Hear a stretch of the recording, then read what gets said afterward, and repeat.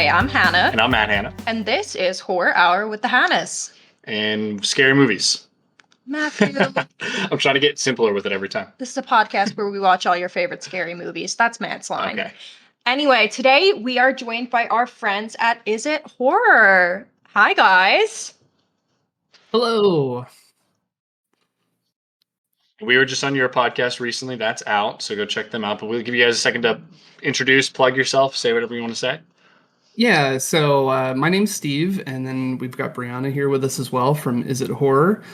So what we do on our show is we analyze media not traditionally thought of as horror, and we try and look at the intent of the creative forces behind it, the audience reception, and then the movie itself, all in an effort to better define the horror genre. And it's one of those things where there's no wrong answers. So if you agree with our take, that's awesome. If you don't, that's awesome too. It's just all trying to further analyze this genre that we all love. Awesome. And where can our listeners find you? You can find us on Instagram and the social media platform formerly known as Twitter at Is It Horror Pod. And you, of course, email us as well as isithorrorpodcast@gmail.com. And that is where we are most active. And you can listen to us pretty much wherever you listen to podcasts. So Perfect. Definitely go give them a listen. They definitely have some really interesting, thought-provoking discussions. And we were recently on their episode covering The Shining. National Lampoon's The Shining. Shut up. We'll definitely end up covering that at some point, but we're going to give it some space since we just watched it. Mm-hmm.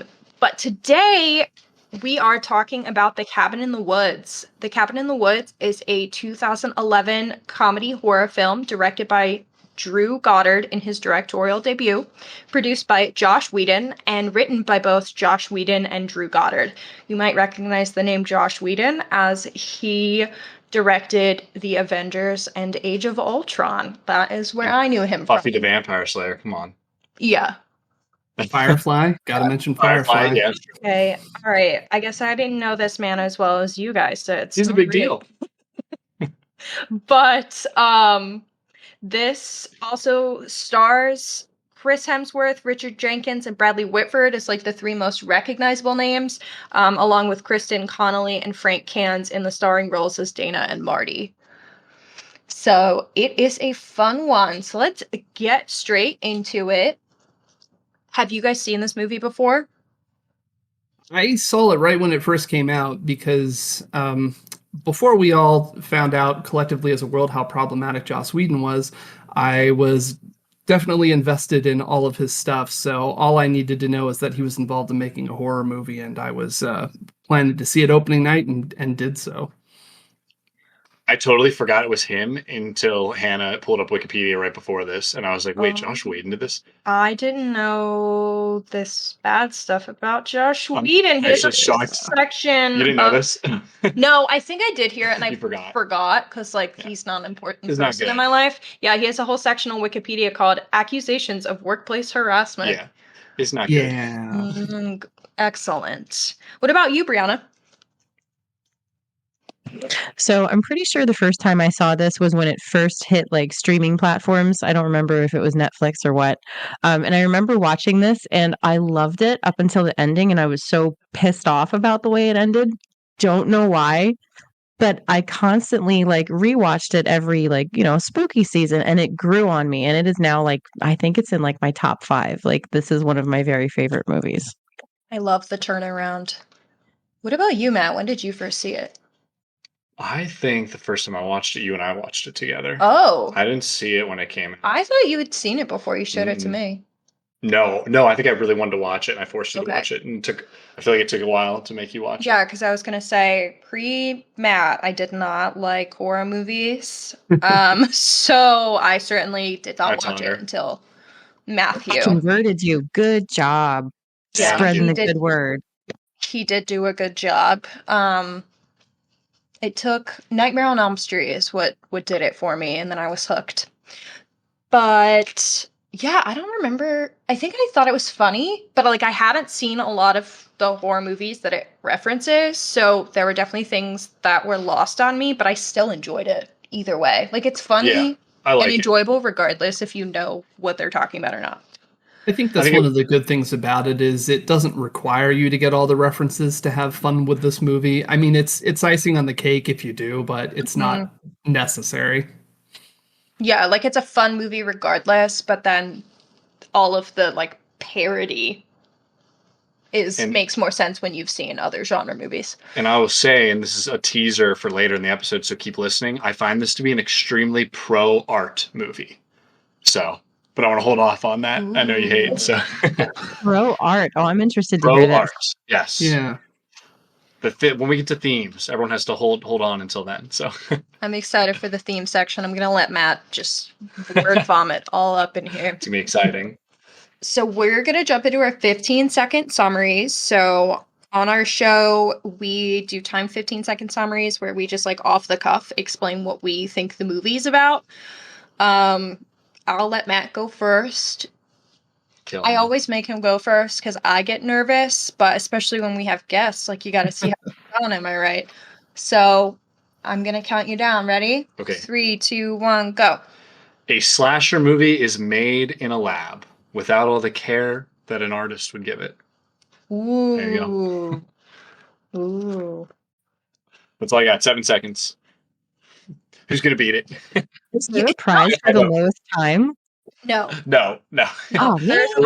I say that every time. So I'm big on incentive. I'm just saying that would be amazing. If you can go as faster than 7 seconds, go ahead. You will have. I cannot. I am the queen of ahs, and I don't knows. Yeah, I was gonna say you'll have our praise if that's a reward. That's all I can offer. I'll take it. Again, highly motivated. Yeah, fair. Okay, I can go, but it's not gonna go well. Shit. Oh, I'm gonna time it. So nervous. Right. You ready? Mm-hmm. Go. Group of teens go out in woods. Simultaneously, people in lab somewhat control their behaviors. Hilarity ensues. That was 10 seconds.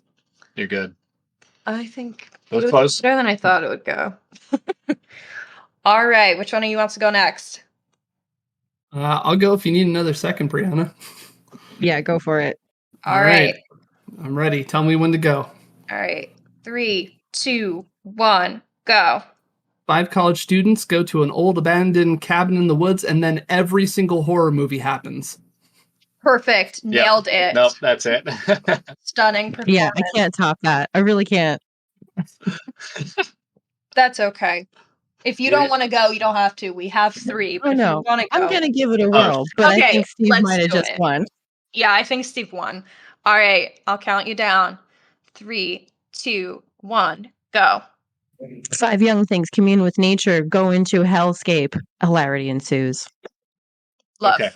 Perfect. That was actually the fastest. Oh, second fastest. Wait, how much was yours? 7. Oh, hers was the fastest. Won. You did win. Yay! Okay, you may praise me now. You may praise me. Stunning performance. That was amazing, and it will never get better than that. You are the queen of podcast.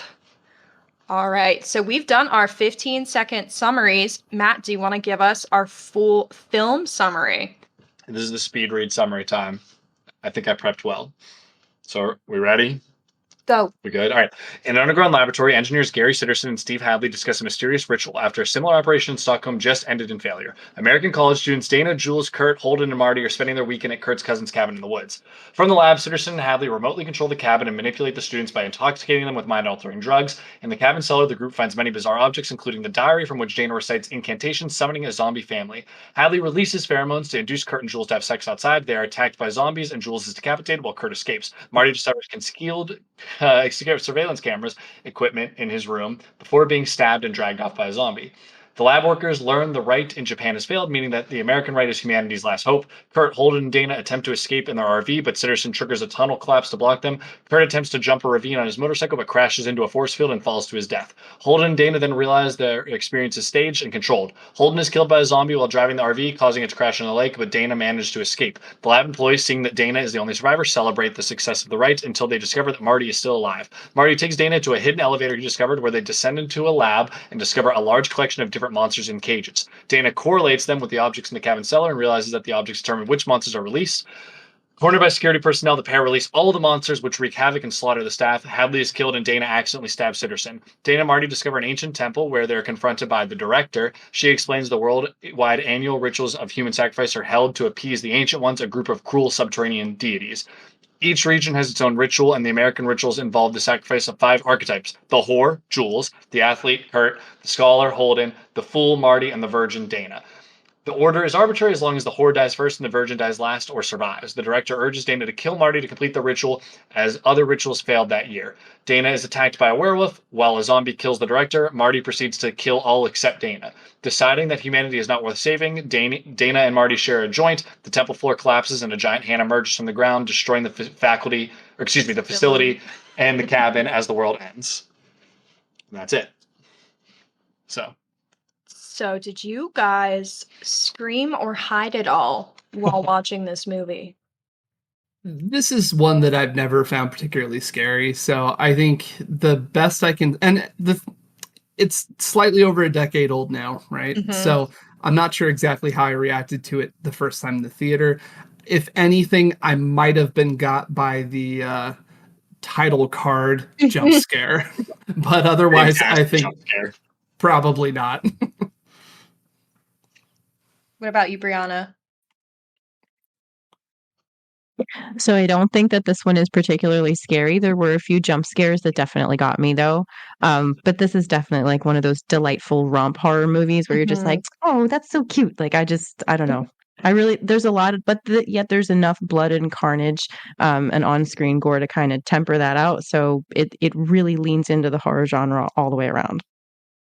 Yeah, I certainly didn't scream or hide this time around, although this is the 3rd or 4th time I've seen it. So, I knew it was going to happen. But I did jump or like twitch really severely twice, one of which upset my dog enough that he walked away from me and sat with Matt like 6 feet away because he was like, why would you move me like that, woman? Your dog was like, you're way too extra right now, woman. Yeah. So it scared me enough, apparently. But yeah, not like screaming or I laughed a lot. Yeah, I did laugh a lot. The movie makes me giggle, which is definitely it's a lot funnier than scary. Yeah. I like that it was rather clever in its humor too. Like it didn't just do, slapstick or, splat stick as they call it. I really thought it was intelligently written. Mm-hmm. Josh Whedon is a good writer. And I feel like he gets a bad rap for writing because like the Marvel movies turned into such dog shit. And they're like, this is Josh Whedon dialogue. And it's like, no, if you go back, like he wrote them like real characters and like real people. It just like became a character of that. Mm-hmm. But fuck that guy anyway. So yeah. Yeah. Real. Yeah, I think overall the humor definitely impacts me more than the scares. But I mean, it's a comedy horror film, so that's cool. So much more than just a comedy horror film. I know. It is art, honey. You'll get into it. Any other overall like thoughts on the movie before we dive into the nitty-gritty about what we liked or didn't like? I got nothing. Any fun facts? I don't know if anyone here plays the video game Left 4 Dead 2, but at one point they were considering putting together a DLC for that game that was going to tie into this movie. And so one of the relics that's hanging around in that is a spoiler territory at this point, if we haven't already said. But when you do see all of the various creatures that are down below, if you're eagle-eyed, you can see a couple of the creatures from the game Left 4 Dead 2. Oh, I didn't know that. Boxes. That's a great fun fact. So fun. It's kind of cool. Love that. All right. So let's get into what we liked. Get us going. Oh, I mean, we already said it's very funny. The backdrop of the lab is just so like genius to me. And like having that be a completely different movie, basically, and they have their own exciting things going on, like the tunnel not being collapsed and like needing to like rush to have that done. Just like really, I mean, that is what the movie is. Like that's what like separates this movie from anything else. And I forget his name. The dad from Step Brothers is just knocking it out of the park, as he always does. As that's Richard Jenkins. Sitterson. Yeah. He was in 6 Feet Under. Is that correct? Yes. I think that was probably my first thing that I saw him in. Loved him as an actor ever since. So yeah, He's 10 great. stars on his performance. Yeah. This is like one of his best, where it's like this mix of serious and comedy. Like it just plays into exactly like the kind of actor he is. I can't look at him without thinking of him like stop being a fucking dinosaur and get a job. I was going to say that. Oh, I've seen that movie once, so those references are gonna. All right, no step for those references. I haven't seen it in you're fine, years, but the stop being a fucking dinosaur and get a job really impacted me. You're 18. But yeah, I think the humor in this, like we've said, so good. A couple of the quotes that I wrote down that I thought were funny, and these were both Marty quotes because I love him. And I think his comedic, like his delivery is so good. It's a shame he's not in more. The actor, he's really standout in this. Recently been on Broadway. Like, damn, we missed it. That's fantastic. What show? He was in Death of a Salesman a couple years ago, and he's been in something else more recent, but I didn't. All right, we gotta go see him. But one of the quotes is when they're at the gas station, and it's like the oldest gas station of all time. He says, "I don't think it knows about money. It's a pro-barter gas station." And I laughed out loud. He also is like talking about how like he can hear the voice like suggesting things to them.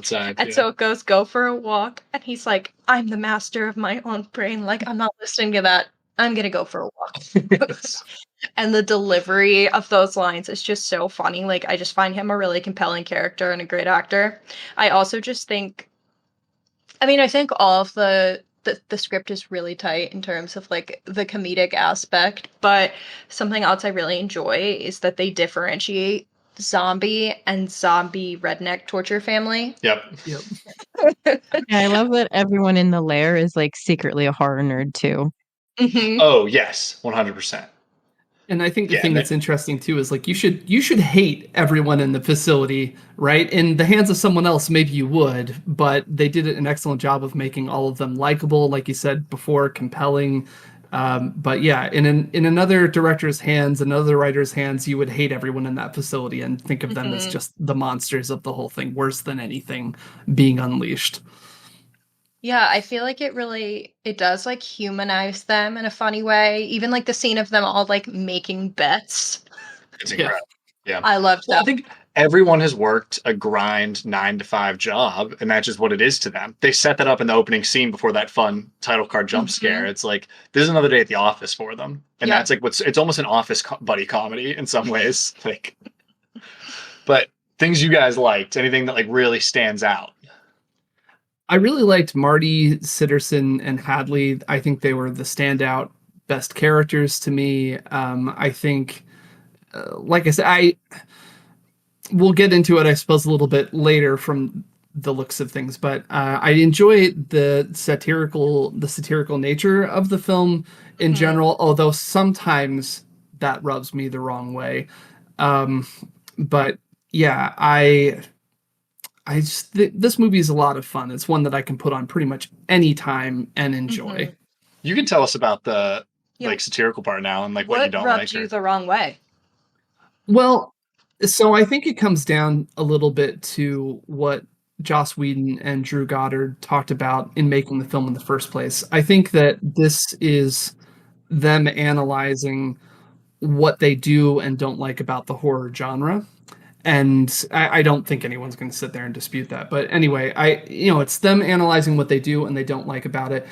And I think sometimes when they're getting to the things they don't like about the horror genre, it comes off maybe feeling a little bit judgmental towards people that do still enjoy the horror genre.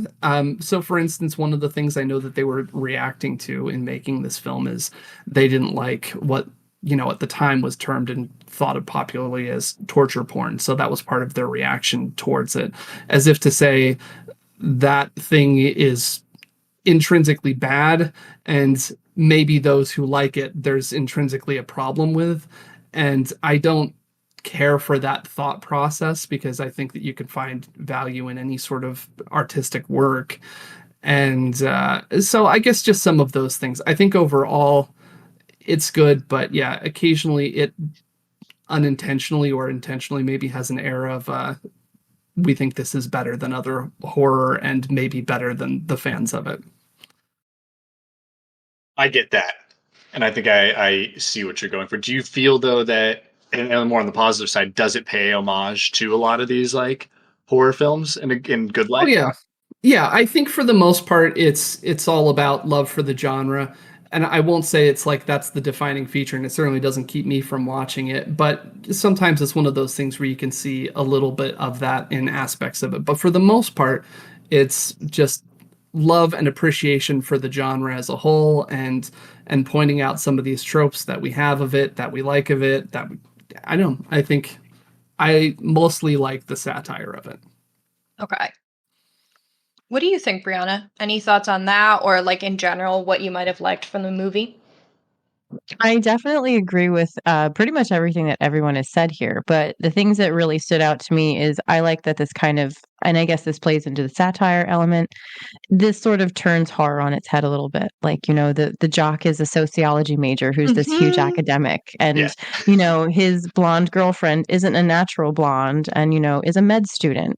I think that it was really awesome, that the folks underground were using all these little tricks and things to, get these main characters who we're invested in and rooting for just completely change into these stereotypical, horror tropes. I just enjoyed the whole thing because it was fun to me over everything else. It was just fun. I don't think it took itself too seriously. The virgin's also fucking her teacher. Like, yeah, exactly. Please talk about the merman, though, because the merman is scary. The merman is freaking terrifying. Like, let's just put that out there. No, the bloody blowhole, that was... It was effective, is what I'm saying. That might be the scariest scene in the movie. It is. Yeah, agreed. Yeah. I like that you talked about like the evidence of the manipulation before we really get into the nitty gritty. Like before you actually realize what they're doing, and we first like meet the 5 college students. The girl just dyed her hair blonde. Other girl, the virgin, was sleeping with her professor. We learned that right away. The jock reads famous literature. He's like talking about like Russian literature. Yeah. Where did you get these? The books. I'm watching you. That line is so funny. And then as the movie goes on, like you said, we learn Kurt is a sociology major on full scholarship, and that the blonde, I forget her name, she's pre-med. Jules is pre-med, and she's smart enough that they needed to put drugs in her hair dye to make her the dumb blonde. Like, I just think that those elements are so clever, but I do like that even if you don't know what's going to happen, I do think they kind of like slide the manipulation in there real early to have you kind of questioning what's going on here. And a trope I like love that they make fun of here is the gas station, the Harbinger. Yeah, it's just so funny to me. Like, it's so over the top, and I'm pretty sure the first Friday 13th had something exactly like that. Yep. And it just like it really like makes me happy. Yeah, rides in on a bike to tell you you're doomed. I wrote down, and I was going to kind of talk about this later with like the purpose and themes, but it does, like we've said, parody a number of classic horror tropes. So gas station attendant who serves as a warning is present in at least Friday the 13th and Texas Chainsaw. Yep. The spooky basement, Night of the Living Dead, Evil Dead at a minimum. The sexually promiscuous dies first, which we see in Friday the 13th, slasher. Texas Chainsaw, yada yada. Yeah. Every slasher. Final girl, again, take your pick. Halloween, Friday the 13th, etc. All of the villain options come from various horror films, like the puzzle box Hellraiser guy or the angry molesting tree from Evil Dead. Oh my god, I love that. That's what they call it. There is a wiki somewhere with all the monsters, right? Yes. Like even the ones that aren't really touched on. I love that. Like I would give anything to see like spin-off films of like just exploring each individual monster. I would watch that like into the 20s in terms of sequels. There were so many better monsters, and I think that's very purposeful to pick the most boring one possible. Like it's like really like actually like cuts me, but that's the point. Is it's like it's supposed to be boring as shit. It's not supposed to be a good movie. Like the what the lab is trying to make. Yeah. The movie that they're making up top is supposed to be the most run of the mill thing, homogenized as much as possible, right? Taking the characters that are complex and diverse and different, and then forcing them into the archetypes for horror. It's funny. It really is. Well, we also have the classic, like, the wind must have blown it open. Oh, and it was which they say in Evil Dead, right? Almost verbatim in that moment, and make fun of how stupid it is, even in that movie. Even them like jumping into the lake and swimming in the lake was giving Friday the 13th for me, since we had just seen it. When Dana's holding a knife at one point, they like shock and she drops the knife. That was crazy. In every fucking slasher where the girl like drops the weapon for no reason. It's really they don't stick around for the kill shot. Yeah, they don't even, I wrote that one down too. That shock thing, they didn't say anything. They just showed it, and she dropped the knife, and that was the first time I noticed it, I think. And I was like, "Holy shit!" Like that is such a fun touch. Yeah, that they're controlling everything. So those are the main ones I wrote down. But I mean, that's a lot of notes right off. No, I know. It's just a lot of fun things we like. Yeah, it's a fun movie. Yeah, I also do like. Again, in the beginning of the movie, like we don't really know what's going on in terms of like the lab side versus what they're doing, but then we see the bird like fly into the dome and die, and we see like the glittery lights that shows that they're in like the little force field dome thing. And again, like I think that's really clever, the way like they slowly let you into it until it's like, boom, this is what's happening. Yeah, this blended sci-fi elements into horror, and I'm like, oh man, I'm such a purist. Like nobody agrees with me that Alien's not a horror movie, Steve.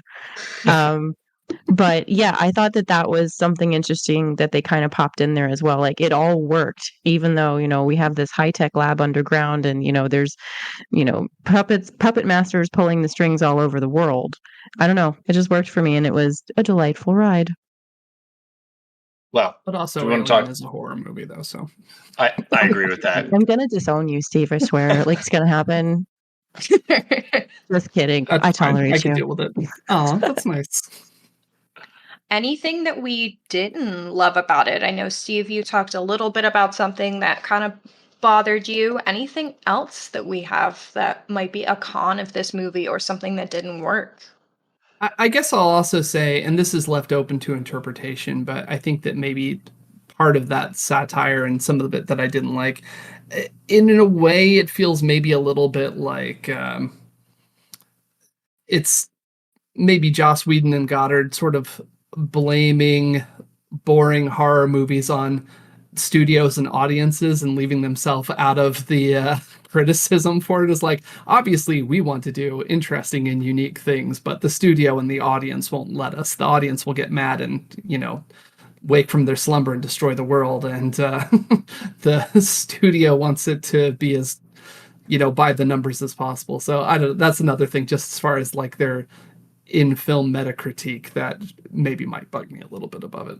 I don't mean to make it sound like I don't like the movie. I love this movie, but yeah, if I have to nitpick, that would be another thing I would nitpick about. You touched on what I'll be talking about in themes a bunch, but I took away a little bit of a different message. So okay. I do think it's funny. funny. Annoyed we didn't get to see more of the ancient ones. Like I wanted to see a little bit more of like what was coming to devour the earth. Like, call me Lovecraftian, but like there better be some tentacles or something. You got to look at us. It's us. It's the audience. We're the ancient one. Hey, I'm not 40. Come on, man. We're the angry people watching it, right? Yep.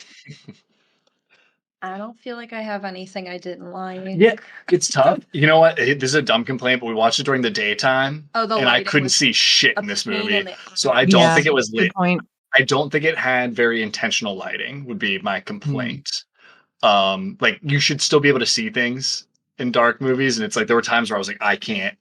It's not like the sun was shining on our TV. It was just the afternoon, and I couldn't see anything. It was reminding me of the last season episode of Game of Thrones. Yeah. Game of Thrones, yeah. It is the darkest episode ever put on TV, and they were like, well, it was at night, so it's fine. No. It's like they've been shooting movies at night or day for night since the history of cinema, and we've been able to see those, so you can't fall back on that. I had a long rant during our Halloween episode about how it's like, this is one of the most well-lit movies movies I have seen. Like, why have we gotten worse?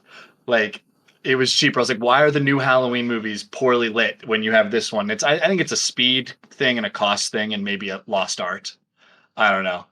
But it frustrates me because I think what's his name? Peter Jackson, like, explained it really well when talking about the Lord of the Rings, where what's his name? Sean Astin was like, well, where's the light coming from when they're on a mountain? And like, there's no light. And he goes, I don't fucking know. Where's the music coming from?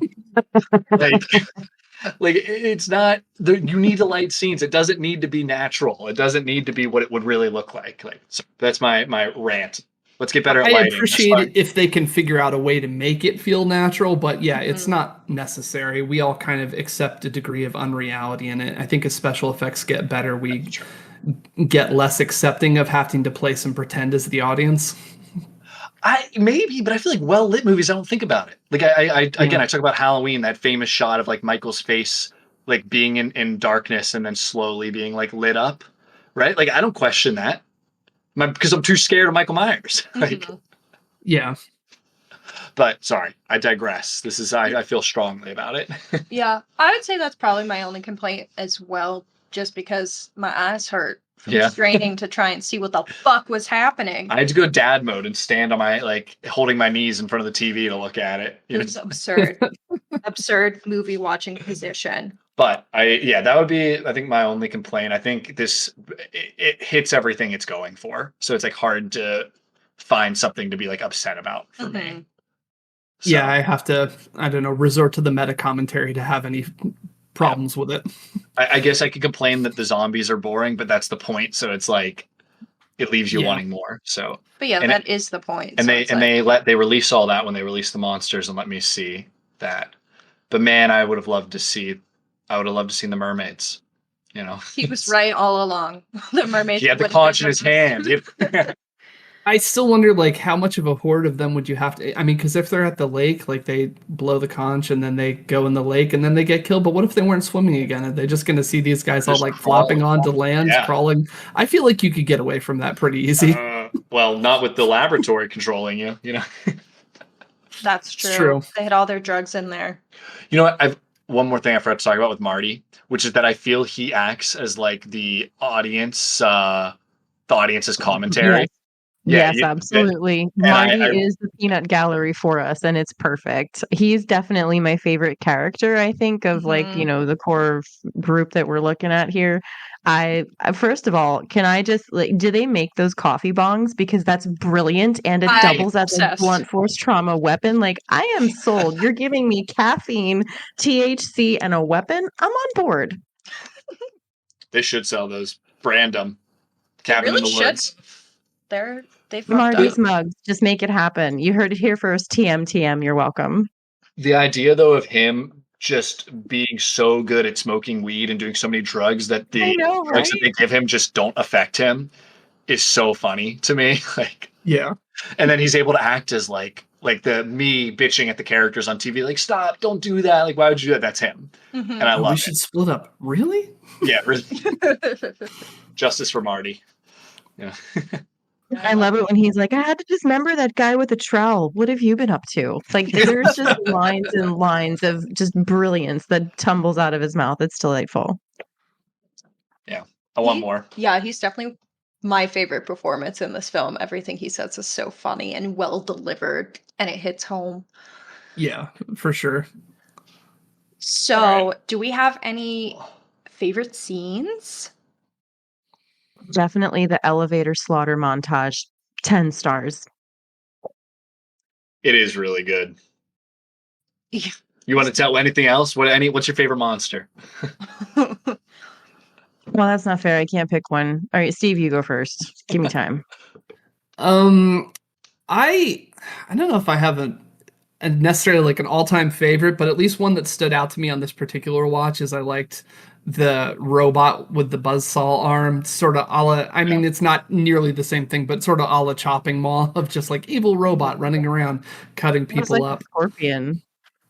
As far as favorite scenes, though, I would say one of the things that really stands out to me too is kind of a weird one, but you know, when the quote unquote movie ends when our final girl's being attacked on the dock, and now everyone's downstairs having their after party. They're not watching the movie anymore. They're maybe discussing the movie a little bit with the critiques, or they're going on about their lives, talking about work again, and just how that perfectly sort of replicates when the movie's over and now you're all getting up from your seats and chit-chatting.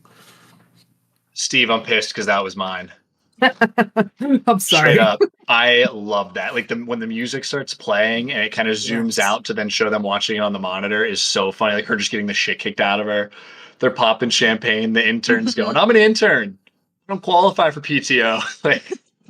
like the conversations they're having is so like funny to me. I got these tickets to that favorite ballet of yours, and she just walks off. Yeah. Like I think that is absolutely my favorite scene.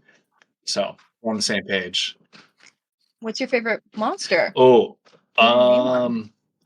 There's a part where you see a ghost actually just rip the soul out of a guy in the background. And I found that to be, I didn't notice that before. And I was like, oh, holy shit. That guy like literally pulls the soul out of a guard and just flies away. I feel like that might be my favorite, whatever that was. My favorite creature was hands down the unicorn. Yeah. Thank you, because that was my honorable mention, was the stabby murderous unicorn. Yes. That was wonderful. Does anyone know what movie that references? Any idea? It wasn't, no, because Legend isn't horror, but I think I remember a unicorn like shish kebabbing someone in that at some point.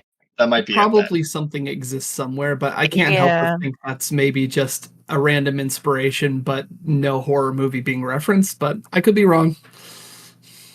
Either way, I loved it. Genius. Whoever came up with that originally, points to them. And the mermaid. Or the merman. The merman was also, like we said, fucking horrifying.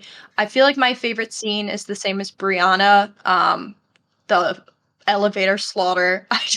It's just so well done in a movie that is already very well done. It's definitely a great like tension release where it's like I wanted to see these damn monsters. Like you teased me, and to actually like give it to me, like I can't ask for more. Mm-hmm. But I didn't see witches or sexy witches, and they were both on the board. Yeah, I said that during. I said, "Where are the sexy witches?" Again, there should be multiple movies based on this franchise. Come on, people. I can't really choose a monster because there are so many good ones. Like I literally had to go back and like rewatch the montage to really appreciate the mayhem and carnage that was happening. It was just so well executed, no pun intended. But I think I really love the sugar plum fairy. That thing is so fucking creepy with all the teeth in her face and the little, tutu.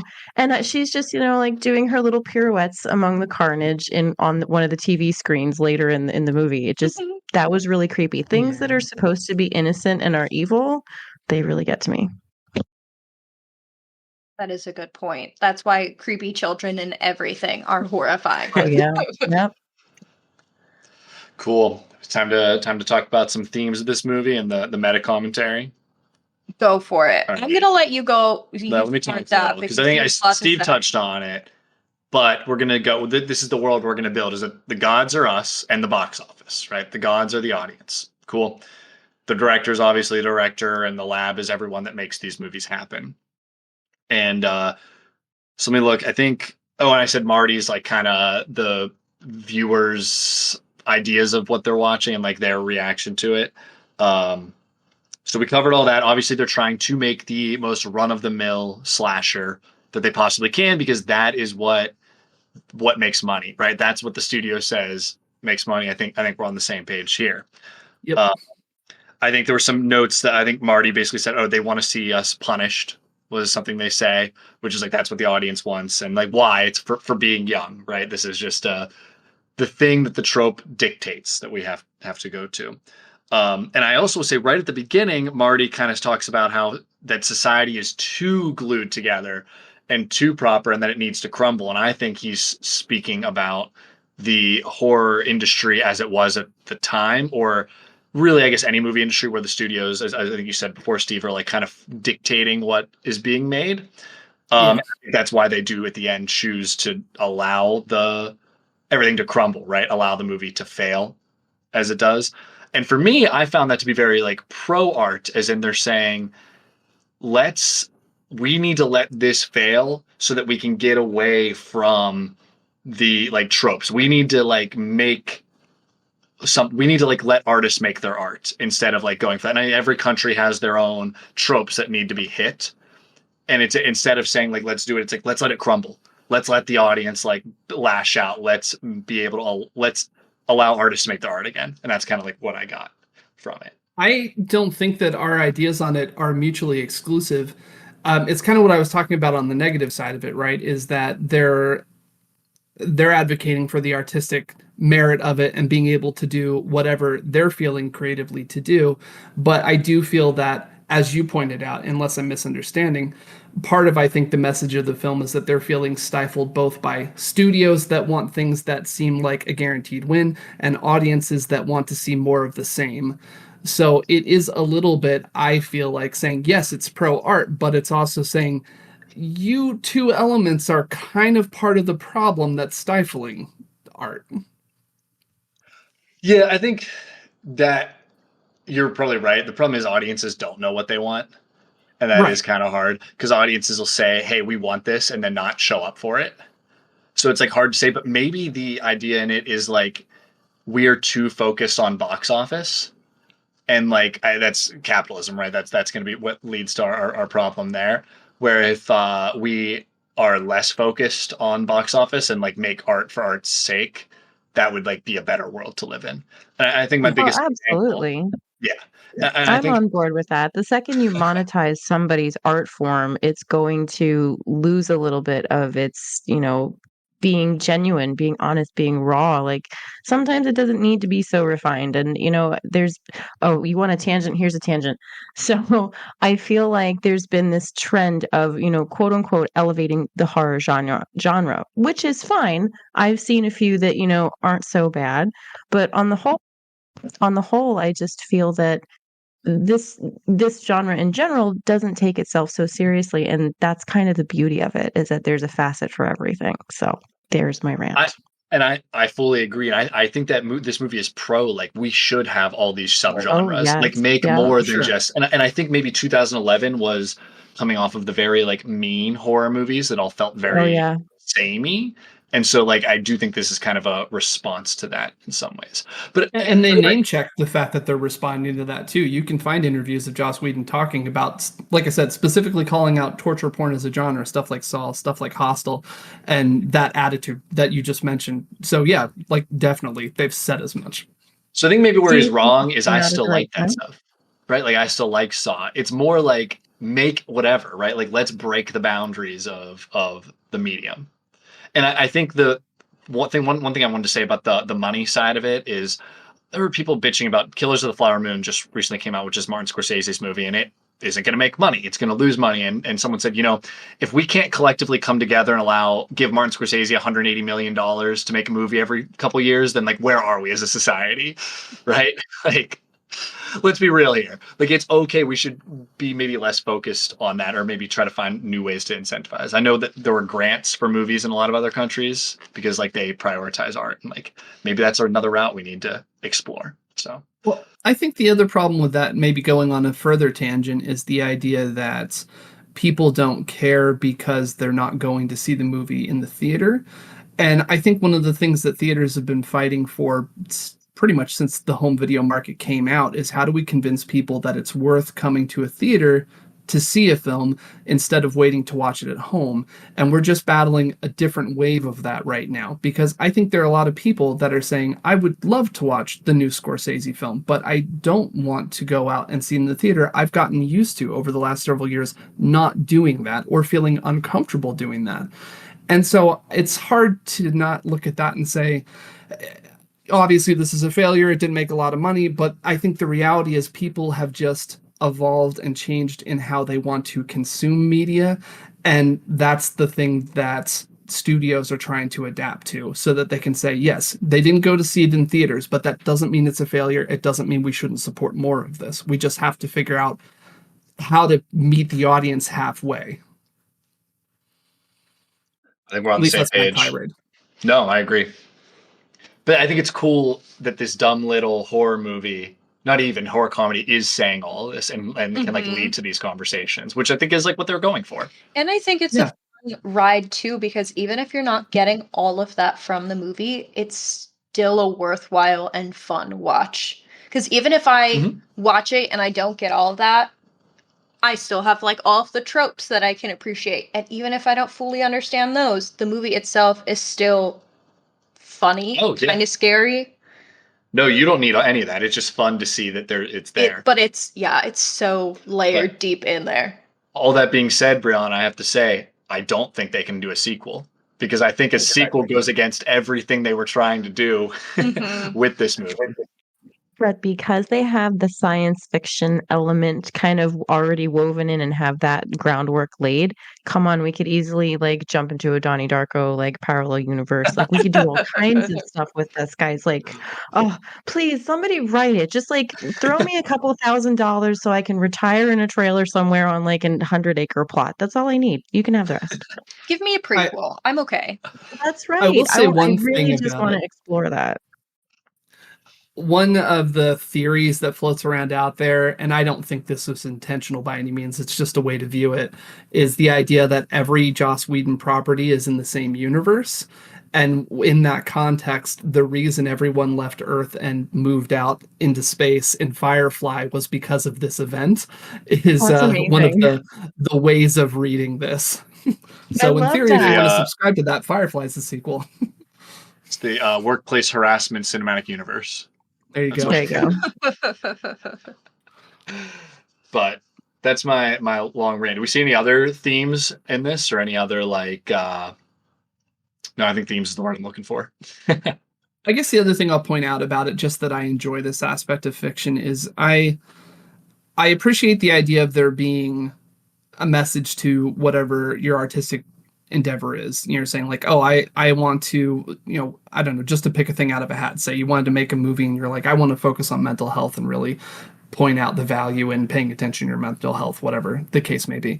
But I also like that this movie to me feels a bit also like Goddard and Whedon trying to make sense of why they like the horror genre. So in some ways you could view it as not so much that they have answers, but they have questions and they're trying to figure out maybe the answers to that just by presenting the questions. I don't know how much anyone's into comics, but Brian K. Vaughan, who did Y the Last Man and Ex Machina, Paper Girls, I feel like that's always what he ends up doing with his fiction, where he's like, I have questions, I don't have answers, I'm going to write something to try and wrap my head around the questions. And I could see that this movie being a little bit like that. Like we do these things over and over in the horror genre with the tropes that we follow, but why? And we don't have answers, but let's get it out there and let's talk about it. Let's ask those questions. I agree. I like that take a lot. And it does seem like they were like having a lot of fun making this. And you can tell that maybe they were like, we see this in this movie, let's do this, let's play on that, which is asking those questions. Yeah, I like it. Any thoughts, Hannah? You got any themes? I'm so brain dead today. Oh, that's all right. I think we covered the big one, which is like, we've all been there. I feel like you've covered. The customer has to, or what do you say? The customer needs to? Oh yeah, gotta keep the customer satisfied. That was during so you need to see her nude. That was well, another quote I liked from that scene too was, "Your basic human needs disgust me." And the crowd committing credit to her shirt off. That kind of implies that they might not be human, all the people in the lab. I don't know. There's your sci-fi element. Just that they are, and again, it's shit talking that we need to have that, like. Oh, that's true. That the audience needs it in a horror movie. Yeah. Like that trope does not need to be the horror. Yep. So that's what I took it as, but I mean, sure, maybe they're not human also. That would be fun. I think either reading's valid, although I just took it as, laughing at their wanting to see the boobs. Me too. Who doesn't want to see boobs? Let's be real. Yeah. True. Yeah, they made a good point. I was happy about it. They're universally appealing. I don't make the rules. That's what it was. It was getting society to think about the fact that they enjoy seeing boobs. That was always the point of the film. Body I'm positivity. trying to think of anything else I want to say about it. I do like how it's culturally everyone has like a different set of rules that they have to abide by, and that falls back into I think the box office. It's like this is what makes money, right? So you have your Ring type movie with all the school children in Japan. Like I forget one of the other countries have like a creature feature. Yeah. And just like really gets me. And that year everyone failed, so the audience was not happy. But makes me want to watch Ringu. Yeah, we should get to that at some point. Do you read The End of the World, though? And like my pro art sentiment is that the end of the world is like we're tearing down these tropes and like let's expand and allow all these other things to get made, which I think is what we did end up seeing post the 2000s. But I don't know. I wasn't really paying attention to horror movies in 2000s because I was young, and like maybe there were a lot of other good things being made, but I don't know. I think there's always something good being made if you dig into it for every era. I definitely think you can read the end of this movie as revolution rather than apocalypse. It's saying what we've done before doesn't work, so now we have to rebuild from scratch. And I think that is a good thing. Yeah. I think it is good for us to say, hey, this other stuff isn't working, or it's boring, or let's just try something new altogether. And then you develop new tropes, and then everyone starts replicating it, and then the cycle repeats. Yeah.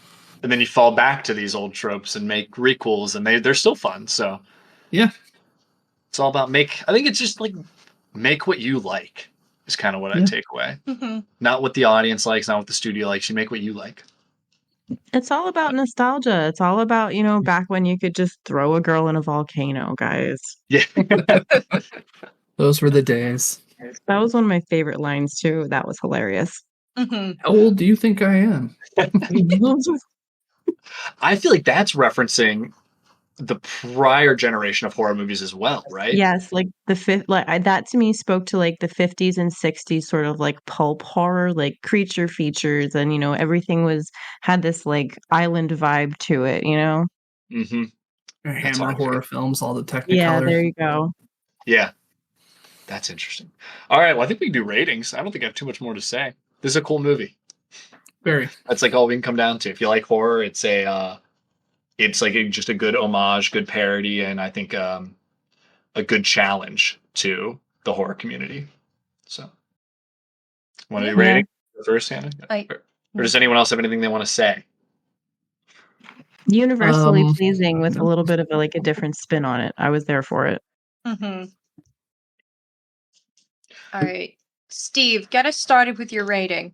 Out of 10. Out of 10. Okay. I'm going to go 9 out of 10. I'm not giving it a perfect 10 because I'm not sure that I'd say this is a perfect film, but whatever flaws I have mentioned, the thing is, this is supremely rewatchable for me. Like I said, this is one of the few movies I can throw in at any time and be perfectly happy to watch it. And so at least from an entertainment side of it, maybe it's not the most artistically perfect, or maybe there's other flaws, whatever they may be, but I can watch this at any time. And there's very few films I can say that about. So yeah, I'll go 9 out of 10 on this one. What about you, Brianna?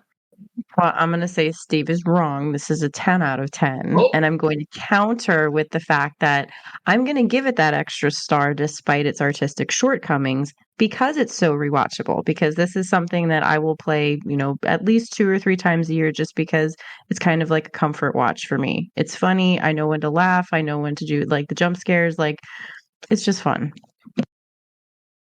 We were not going to go that high. I'm shocked going that high. I like it. What? Okay. You're going I'm an an 8. optimist. No. Here's the problem I have is I like it, but I'm now comparing it to other movies I've rated, and like, it's not Silence of the Lambs. It's not Midsummer in my eyes. I can't. So in my head, I was in like the 7.5 range, which is I really like it. It's good. But like, come on, that's it's not too low. Maybe that's a little low. But are you judging it in its personal horror category because you can't compare it to something like Silence of the Lambs? No, you're right. That's the problem. This is why ratings are dumb. And I say that on every episode. I go, ratings are bullshit. They're dumb. Correct. They mean nothing. I'm trying to compare it to my own. It's very good. Everyone should watch it. But it's still it's not like the most amazing thing I've ever seen. That's all I can say. I can't say a lot of bad things about it, but it's a 7.5. It's a solid, good 7.5. I'm okay Giving with that. movies ratings keep the ancients from rising up. Yes. Yeah. I'm going to go like 8.5, probably 8.5. Okay. I really enjoy it. It's not my like favorite brand of horror. It's not in my top 5 or my top 10, which is why I wouldn't put it higher.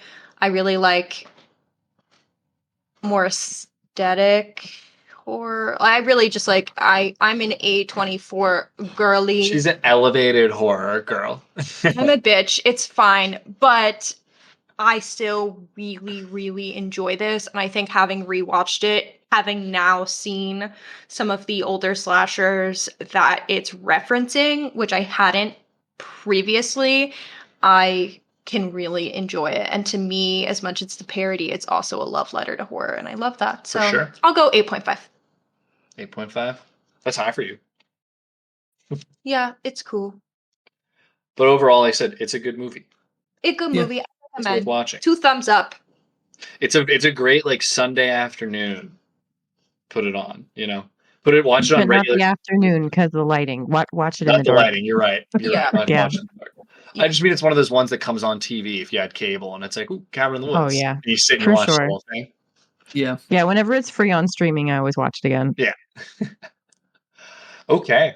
Well, that about wraps it up. So thank you guys for joining. I'm gonna let you plug yourself again. So tell us where to find you.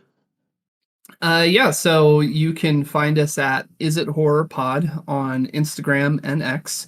You can, of course, email us at isithorrorpodcast@gmail.com. And you can find us wherever you listen to podcasts. Again, so it's Is It Horror? We analyze media not traditionally thought of as horror and try to determine whether we think it qualifies. It's just kind of a fun exercise for this genre that we all love. There's no wrong answers. It's the fun's in the analysis. Yeah, what Heck yeah. Steve said. Thanks for having us, though. This was fun. Thank you for joining. I'm glad that this gave us, one, a reason to rewatch this movie, but also a little more time to hang out with you guys. So, what a Yeah, it was a lot lovely of way fun. to spend a Sunday night. Yep. We are so Alright. exciting. True. But yeah, we appreciate it. Thank you so much. So I guess we're gonna sign off here, though. Unless we have anything else to say. No. I'll just say watch. I keep saying watch the movie. It's good. Yeah. Good time. Yeah, give it a watch. All right. You ready? You got it, Hannah? Thanks for joining. I'm Hannah. I'm Matt Hanna. Bye. See you. Thank you for tuning into Horror Hour with the Hannas. Make sure to listen to future episodes on Spotify, Apple Podcasts, or YouTube, and follow for additional content on TikTok or Instagram at Horror Hour with the Hannas. If you like the podcast, please leave a positive review on your favorite podcasting app. Happy hauntings!